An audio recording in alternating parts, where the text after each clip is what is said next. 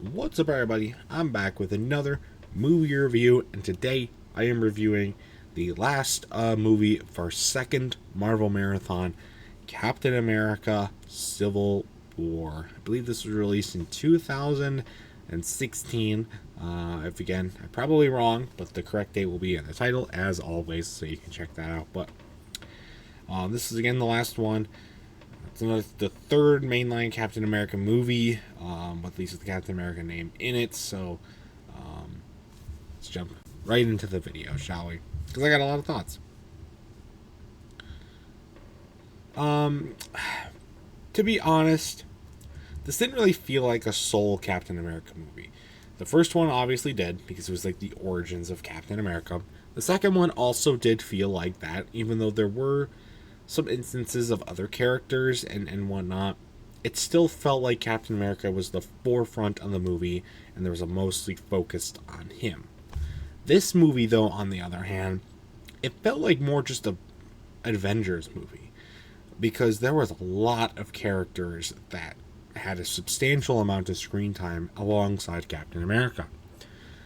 So it didn't really feel like that he was the focal point of the movie. I felt like he was just one of many characters. They could have just called this Avengers Civil War and probably would have been just as accurate, if not more accurate, as a title. Especially Iron Man. Iron Man got probably just as much, if not more, screen time than Captain America did. And it just would have been nice to have Captain America as a more focal piece of this movie. And I get why they did that, is because, the MCU is kind of like breaking apart. They're fighting each other because there's turmoil, as always. So I can understand why. But it just, just don't call it Captain America then. Just call it Avengers Civil War. It just doesn't make any sense why they called it that. Last two Captain America titles have both been bad because they're inaccurate. How is that possible? I felt like a lot of the transitions were really jank. It just felt like they were choppy and just a little bit disorienting to the eyes. And I don't know if that's because we started watching this at midnight and it was a 2-hour-ish movie. That could very well have been the reason. But I don't know, it just felt jank, and it's just like it was a little dizzying, disorienting. It wasn't anything like horrid. Like, it was still good. But, it was just a little bit hard to watch on the eyes for an extended period of time, especially with like the chase scenes and whatnot. Just felt, ooh, I don't like this.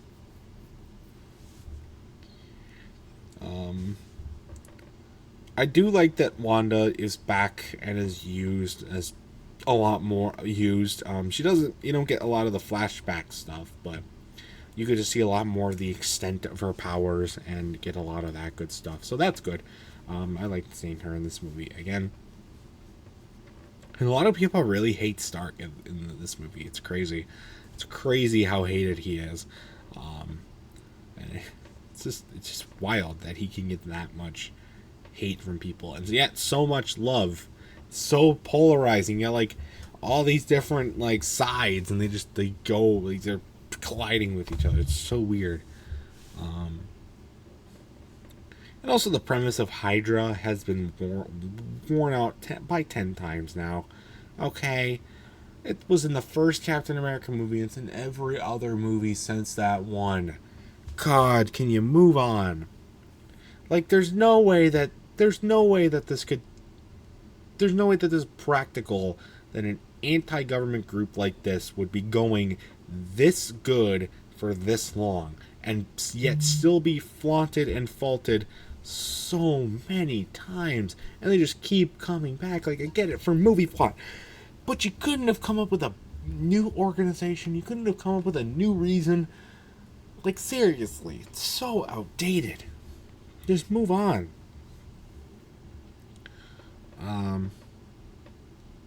And also, after seeing so many of these movies now, I'm going to see a lot more, but still after seeing, this was movie number 10 that I had seen. If it makes me wonder how much money does all of this destruction cost? Because you see houses getting blown up, you get to see vehicles getting blown up. You see whole entire cities seemingly destroyed. Going back to the first Avengers movie with New York, you get to see multi-million-dollar operations just blown up like nothing. A bunch of expensive stuff. I just wonder how much all of it costs, because they always get it back to normal by the next movie, and it's just insane, how they can do that. It just seems kind of impractical, I guess, to me, that all of these attacks and all of these things can happen so close together as we're led to believe by the time period that these movies are coming out in. So that's weird. There is a pretty gradual shift in the movie from everyone being united together to there being a civil war. You kind of see the seed planted and it start to grow and divide everybody, leading up to everybody starting to fight each other mid to end of the way through the movie, which is cool. I like to see the gradual shift, but and there's a good scene and a good reason, so I thought that was executed pretty well.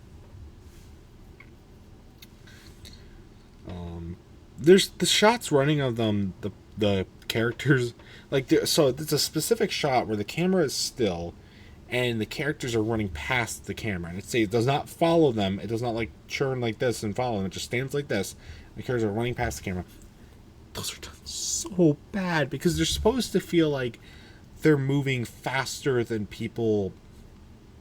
They're moving faster than a normal human could run. But the way they do it is so bad. It's like they're floating, and they don't even have shadows. That's how badly edited these scenes are. It's very subtle, and it's not a huge... They don't do a lot of them in the movie. It's very subtle, but they're so bad that they just... I can't even get them out of my head. That's how bad they are. It's crazy. This is the first movie that we have watched that I got to see Black Panther. But I think he came beforehand. Maybe not. I think he has his own movie, and that's going to be in the next marathon. But it's my thoughts on Black Panther right now. I think he's an alright character, some pretty cool features. But he doesn't really bring anything substantial power-wise. And I know the actor died, so I might get a little bit of bad taste for that. A lot of people really do like Black Panther. And again, I think he's a good character with some nice charisma to him, and his powers are fine. They're just not bringing anything substantial. So maybe getting his own movie wasn't the greatest idea. But I'm hoping when I actually watch the actual Black Panther movie, I see why he got his own movie, and we see some more powers. Kind of like, because we also get Ant-Man again in this movie. And a lot of the cool, up-close scenes are kind of just neglected because there are so many characters in this movie that they have to showcase. And Ant-Man himself comes in later in the movie versus everybody else who comes in earlier, for the most part. So maybe, hopefully, it's kind of like that. We actually get to see some more stuff in his actual movie, I'm hoping. So we also get to see Spider-Man in this movie, which is insane.